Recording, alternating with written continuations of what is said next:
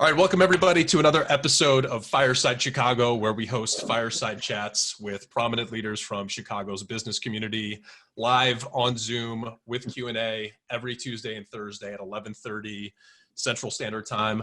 I am your host, Tim Shum. I'm also the founder and president of Lucas James Talent Partners, an on-demand recruitment outsourcing company based out of Chicago. We have Matt Kunkel, who is the CEO and co-founder of LogicGate, on the line today. I'm really looking forward to talking to Matt. Before we get to Matt, I'm just going to highlight some of the remaining guests that we have in April. This Thursday, April 23rd, we have David Loisel coming on the program. David is a subject matter expert in anything talent management, talent acquisition, human resources. We're going to be talking about how to lead an organization in a recessionary environment, which is much different than the playbook from maybe even 2 or 3 months ago.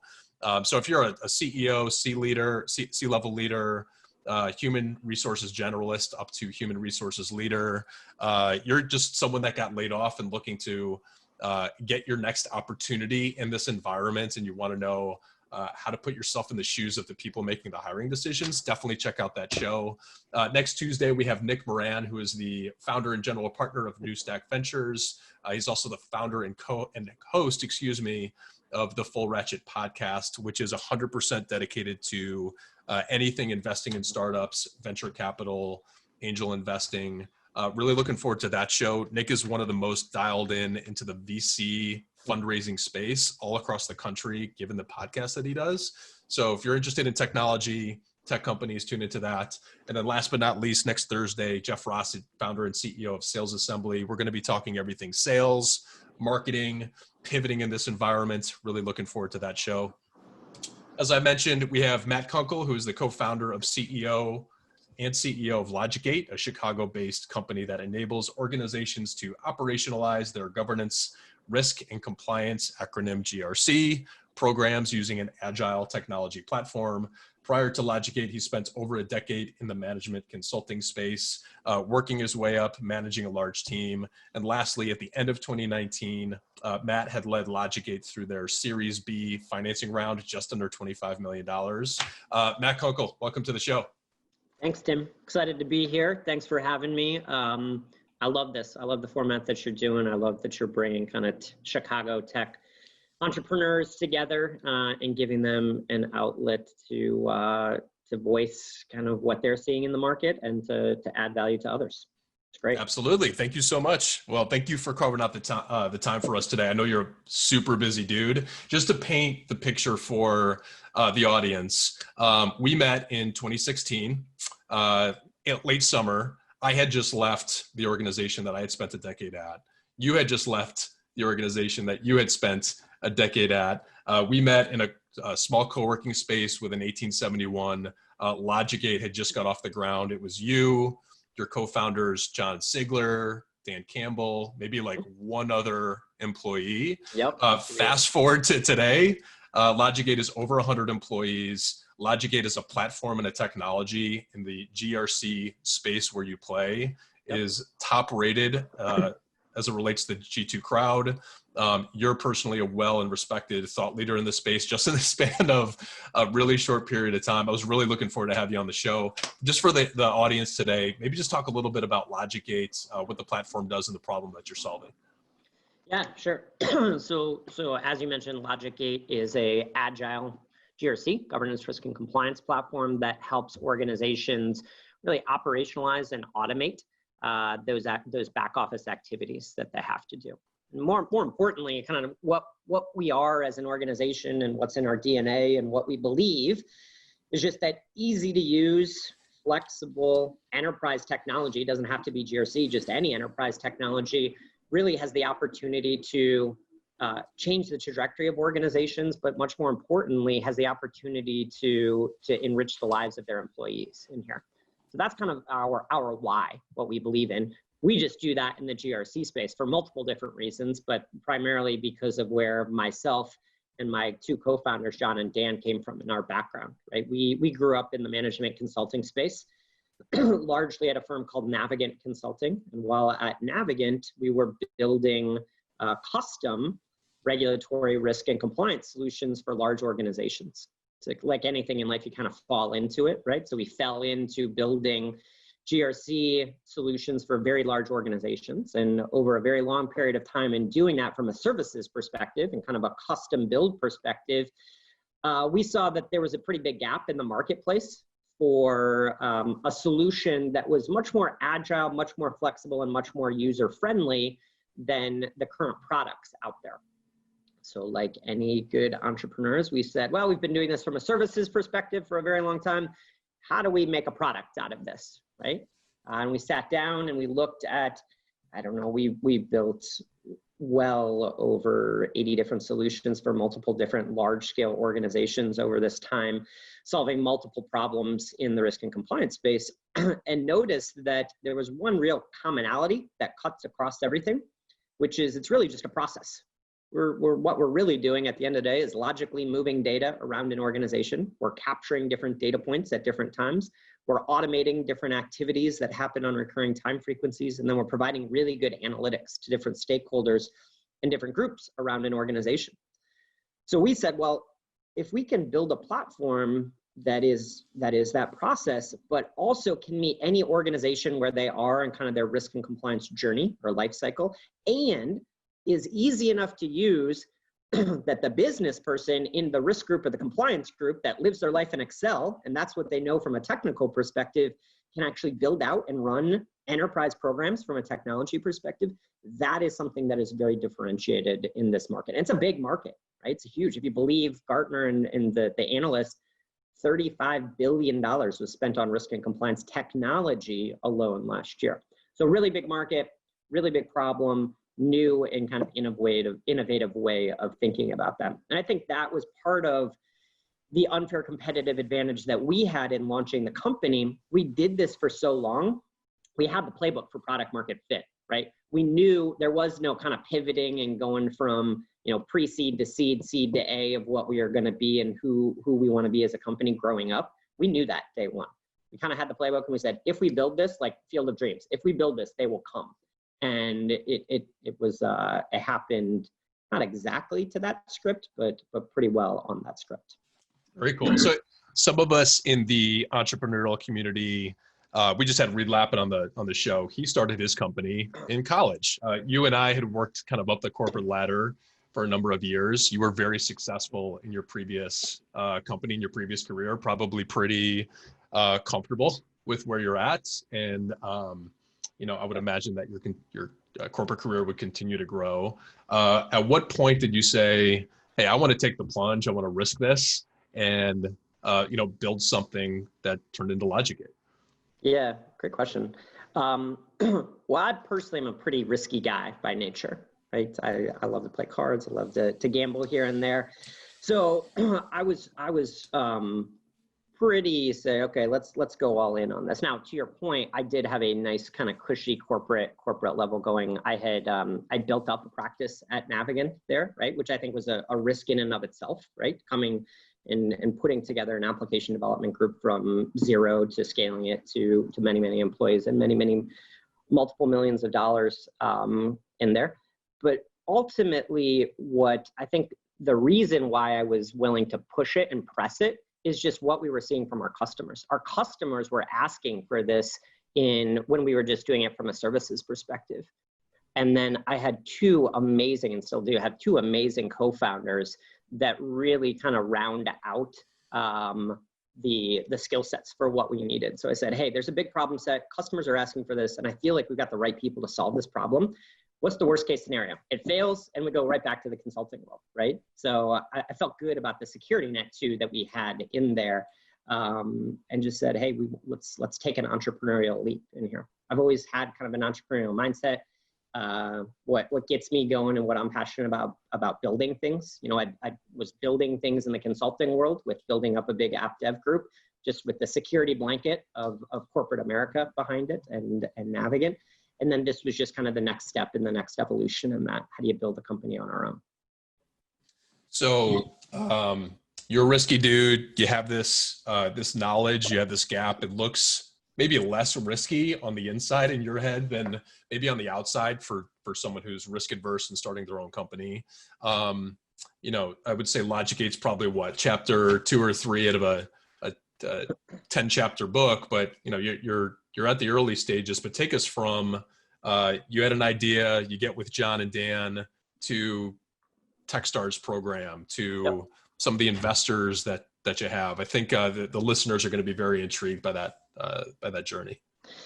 Yeah. So, I mean, day one, we left our nice cushy consulting jobs, right? And we got to work, right? And largely it was on Dan, right? Dan worked so hard day and night, kind of getting us an MVP of the product by ourselves or by himself. And based off of that MVP, we, John actually just on a whim, he was like, hey, we should apply to this Techstars program. And at the time I'm like, what is that? We shouldn't be focusing on that. We got to build our business. We got to focus here and that. And I really didn't know a lot about the program.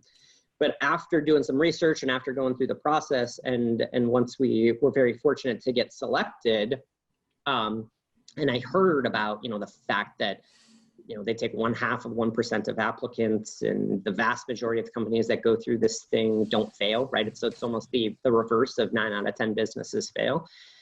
And really, and especially in going through the program, it just opened my eyes to what the value that it provides you. And it's really the network. It's a network of people that they connect you to in such a short period of time, whether that's mentors, whether that's investors, whether that's potential customers in there. It's just impossible to replicate, especially as a first-time entrepreneur. So plug for them. If you're a first-time entrepreneur, I would recommend highly going through that program. It game changed the trajectory of where we are going. And really what did it was I got to meet a guy by the name of Mike Gimson.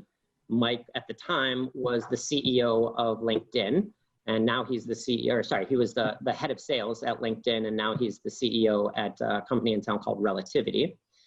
And just got connected with Mike through Techstars. He became a great mentor of mine. And then when we were coming out of Techstars, we were doing a small kind of seed round. And Mike was like, hey, I asked a question. I was like, Mike, hey, we're putting together a small seed round. And he was like, would love to lead it. Love everything that you guys are doing. I see a big opportunity, but would love to get my friend involved.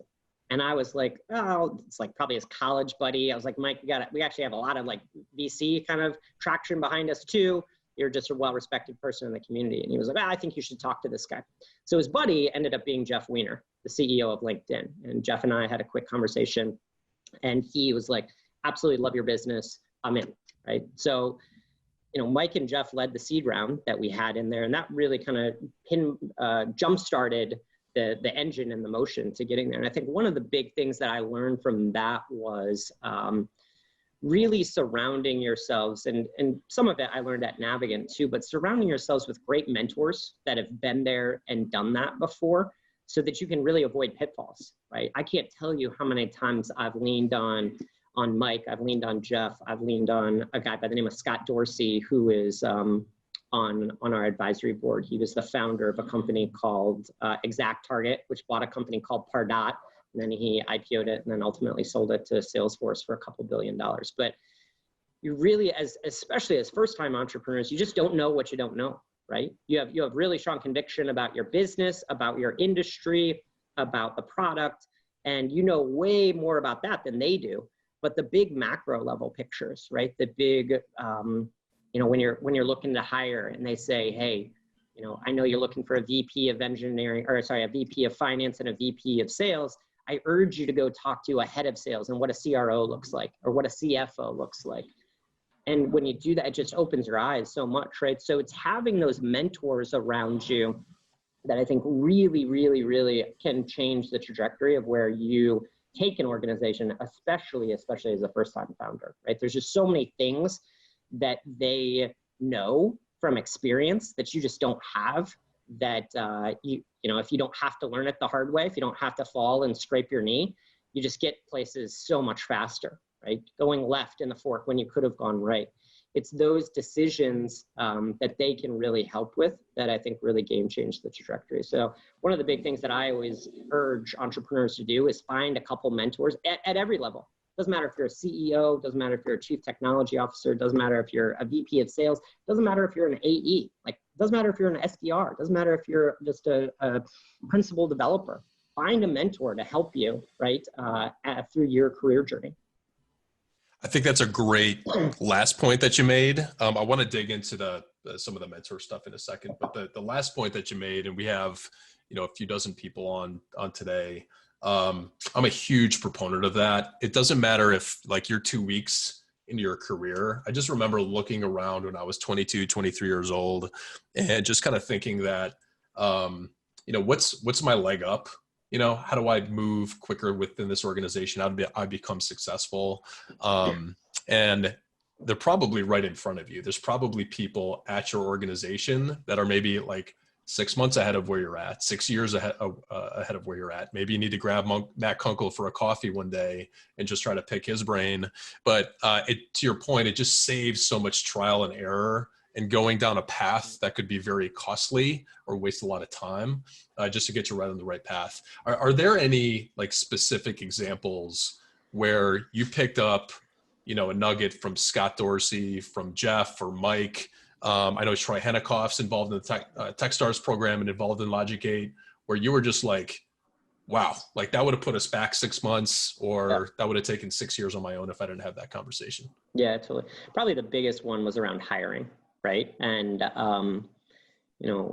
it's two things: hiring and it's culture and building culture within an organization. So on the hiring front, the conversation was very simplistic. It was just level up, right? It was right as we were going into our Series A. So we knew that we were going to have the cash in the bank. How do we level up the leadership team, right? And like I said before, I was out looking for a VP of sales and a VP of finance, and they, to a person, they were like, I urge you to go talk to a couple CFOs and a couple CROs and see the difference and what that would potentially bring to the organization. And they have really, really game changed the organization. So I would say that's a big thing, is just leveling up the talent that you have at different points along the way. And then two is this concept of culture, right? And I talk a lot with Scott about that, if you have the right culture within an organization, you could have a terrible product, right? But if you have the right people and the right culture, you can brute force your way to a lot of things. You've got an amazing product and you got tailwinds in that industry. That's how you build billion-dollar businesses too, right? So, and culture isn't just something that happens overnight, right? Culture is something that is built day in and day out by the activities that all of your employees do. Right? It's not just you as a CEO, it's not just the leadership team, it's every single employee builds the culture of the organization. And that culture is predicated on day-to-day activities. And hopefully those day-to-day activities are grounded in the core values that you set in an organization. Right? We have 6 really strong core values in here. Be as one, which is, it's all about the team. We win together, we lose together. The product and engineering group is not better than the sales and marketing group, which is not better than the business operations group. We all have really hard, difficult jobs to do, right? Empowering our customers, doing the right thing, embracing our curiosity, owning it, and raising the bar, right? So these are things that we really, really, really don't just it's not just marketing fodder that we put out there about, we've got this great kind of core values and culture in there. We talk about it, we showcase it, we highlight when other people are doing it, and it gets ingrained into just the behaviors that you have within your organization. And that then drives the ultimate culture that you want to have here. So that was something very early on in my journey as an entrepreneur that I really didn't think much about until I had conversations with Mike and Scott and Jeff and said, hey, what are the 1 or 2 things that you can think about when you started your organization that really moved the needle, that really moved the dial in here? And a lot of it was around, you're hiring the right people. Don't make mistakes there because it's costly. And 2 is setting the tone and setting the culture of the organization. I feel like, that I'm on coffee meetings. Now I'm on Zoom meetings with 10 to 15 CEOs a week. That's kind of what I do. That's where I spend my networking time. I came from a company, 2 people in a basement, now 10,000 internal team members, all organic growth. They did a lot of things right, and I'm very proud from where I came from. And I can see it very quickly if the leader of an organization gets that people and talent management kind of element. And at every stage, when I've interacted with you, John, Dan, even just like stepped in the office at LogicGate, you can just kind of tell that there's a vibe and there's an aura. Everybody's really, really sharp, A. B, they're very, very bought in to the vision that you've set out to do. Leaders don't, we're not like born with those experiences that, make you great. And you've said a lot of good things here. You got a lot of good advice. It sounds like Dan built a good product from the beginning. But if you don't have that culture piece, and if you're not making decisions from a management perspective, day to day, week to week, you could run a good thing right into the ground, and you've done a really good job with that. How do you speak to your experience as a leader kind of along the way to prepare you for this journey that is the growth of LogicGate? Yeah, I mean, I think the big thing is it goes back to the people, right? My job as a CEO is find amazingly talented people, resource them what they need to succeed for their own personal development and the company's development, and get out of the way. Their job is to implicitly take care of our customers no matter what, right? And create situations and outcomes in which our customers win and win in a big way. And then our customer's job is to take care of the business. And if the three groups, right, do that really well, that is how you build, outsized business with outsized outcomes that are market leaders in the space in there. So a lot of it goes just back to my roots of it's people and people management, and some of that is understanding what motivates people. Different people are motivated by massively different things. Some people are motivated by money. Some people are motivated by work-life balance. Some people are motivated by the contributions that they do to the organization. Some people are motivated by the problem set that you're solving in there. You have to understand what motivates individuals so that then you can give them the resources and the talk track to unlock their potential, right, in here. And that was something that I learned pretty early on. I had a great mentor at actually a firm before Navigant at FTI that really, really talked to me about motivation and what saw in me what I was motivated by, which was, I wanted to be the best and no one was going to outwork me. And how do I get to that next spot? How do I get to that next spot? How do I get to that next spot? And then on top of that, it's communication. And I think a big part of a leader is being able to connect with people, to be authentic, to be empathetic, but also know the communication style of the person that's sitting across the table from you. How do they receive communication? Is it about praise, or is it about, this is the next challenge? Like, you don't have to praise me. I don't get off on that. Just give me the next thing, right? So really understanding who that individual is that you sit across the table from and what motivates them. And then if you have all of those things together, and then hopefully they will trickle that down to their team and their team and their team. And that's how you build a big organization that, obviously you need the right kind of secret sauce in place of everyone's bought in. It's a great product. It's a big market. It's a real problem that we're solving here. But if you add in those other intangibles in there, that's, again, how you build very large market-leading companies. Well said. Well said. Just a reminder to the audience, if you have a question for Matt, we're going to get into those just in a minute. Center left at the bottom of the Zoom, just type your question in there. Matt, we'll touch on the GRC space just for a little bit with COVID-19 going on. So, my vision of a risk department at any company that's middle market to Fortune 1000 is, they're the hallway monitor to make sure everyone stays in their lane, that the company's not taking crazy risks, that they're taking potential risks into account to make sure that they have business continuity plans, that the business lives and thrives through this. I got to imagine there's a lot of companies that got caught with their pants down with a global pandemic happening where the world shuts down and companies, in some cases don't have revenue for 2 months for a very long time. Talk about that and how that's maybe changing the trajectory of LogicGate, or maybe pivoting some of the strategy that you have going on. Yeah, definitely. I mean, I think we're going to come out of this with some pretty good tailwinds within our industry, right? The risk compliance, the business continuity space in there.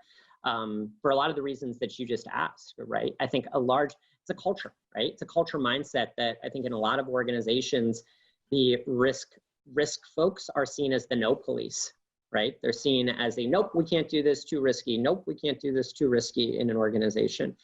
And part of it is where we are trying to take the industry is a cultural mindset and a cultural shift that if you're doing risk and risk management well, which incorporates a lot of activities, right? It incorporates regulatory and compliance planning. It incorporates third-party risk planning. It incorporates business continuity planning. It incorporates IT and security risk.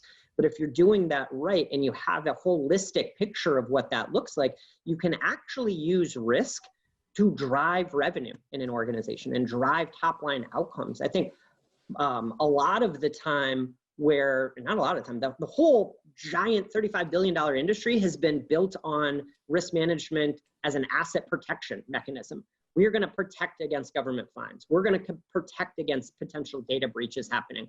We're going to protect against third parties getting our data that they shouldn't have access to because they have the right policies and procedures in place.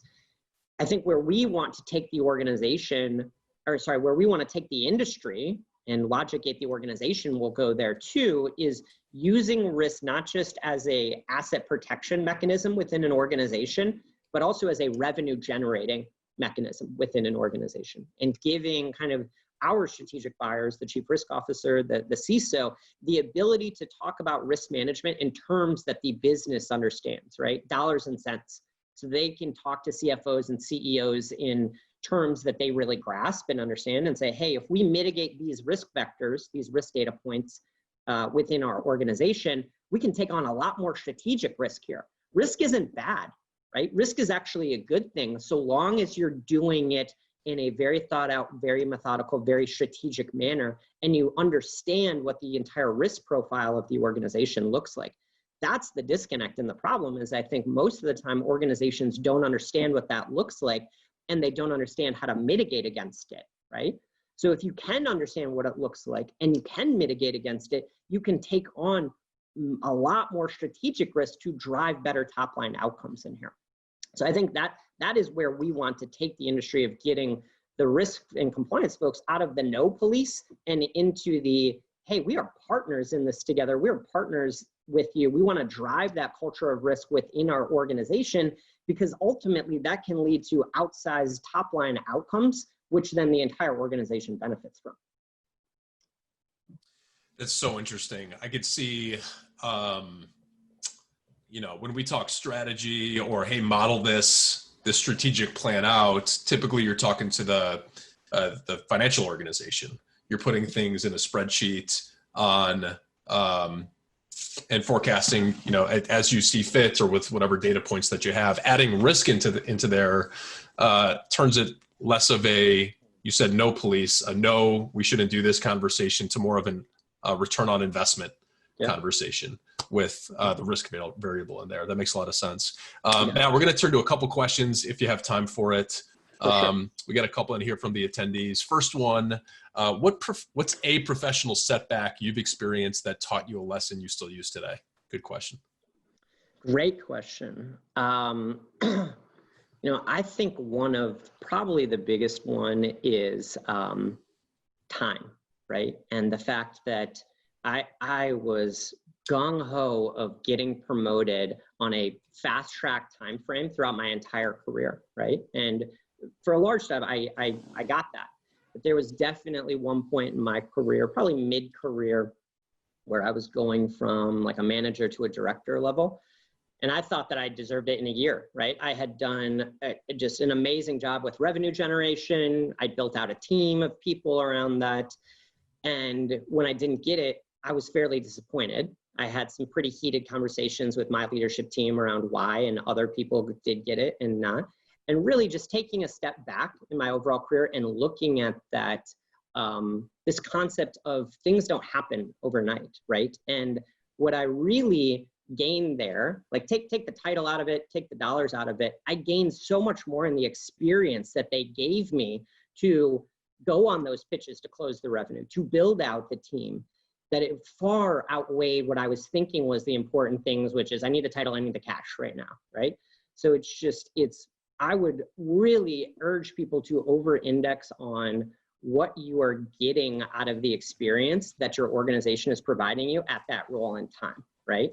And things don't happen overnight, right? We don't get things tomorrow. Great things happen to those who wait and to those that provide the value over time. Very well said. I would imagine those folks in that heated conversation around your lack of promotion are probably looking at you now and going, that makes a lot of sense that he's an entrepreneur going out on his own and finding his own path. Very good.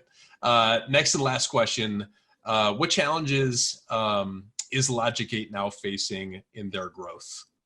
You spoke about maybe the tailwinds, but maybe a midterm, short-term challenge. Yeah. I mean, obviously, like COVID notwithstanding, right? COVID is a global challenge that, unless you're Zoom info and lucky enough to be in the small minority that are benefiting from this, I think it's a macro challenge that we are all facing right now. And we've got to look that in the face and really understand what that means from a business perspective and where we go as a business, but also be empathetic to our employees, right? They were here, a lot of them from the very early stages to help build the company to where it is today, right? So we got to understand what the macro economy means for our business, but also be very empathetic to our customers in there. So that's with COVID. Taking COVID out of the picture, I think we have a lot of the same challenges that a lot of scaling companies have, right? As you go through different milestones, things tend to break, right? Things, as you crest 50 employees, as you crest 150 employees, as you crest 250 employees, you just go through different cycles as an organization. You need other layers of management in there now. You've got a lot more competing voices and opinions from where we should take the organization, why we should take the organization, what's acceptable, what's not acceptable in here. So again, I think it's ultimately, it comes back to operate and manage that well. It comes back to those core values, right? You say, this is our bedrock, this is what we rely on, this is what we believe in here, and this is how we will act as an organization. Matt, I really appreciate carving out the time today. I know you're a really busy dude. We're going a little bit over, so I really appreciate that. Yeah, no worries. Before we shut down, if folks want to check out LogicGate, they want to connect with you, where can they find you? Yeah, for sure. LogicGate.com is our website. Love you to go check it out. If you've got any need for risk and compliance activities, chief risk officers, CISOs, chief compliance officers, we'd love to chat with you about kind of what we're doing and how we could potentially help. And then me personally, just visit my my LinkedIn page and send me a note. Happy to reach out and chat with people. I love solving big, hairy problems and maybe not solving them, but at least talking through them with people. And I think it's part of, as tech leaders, especially in Chicago, part of our job is to give back and really bolster the next generation. P33 is an amazing organization, and I really am behind what they're doing. How do we build Chicago into that next big tech hub in the next, multiple years in here? And that only happens with amazing talent and amazing entrepreneurs. So anything that I can do to give back to people and lessons from my experiences, I'm happy to share. Matt, very well said. We'll talk to you soon. Have a good rest of the day. Take care. Yeah, you too, Tim. Thanks for having me.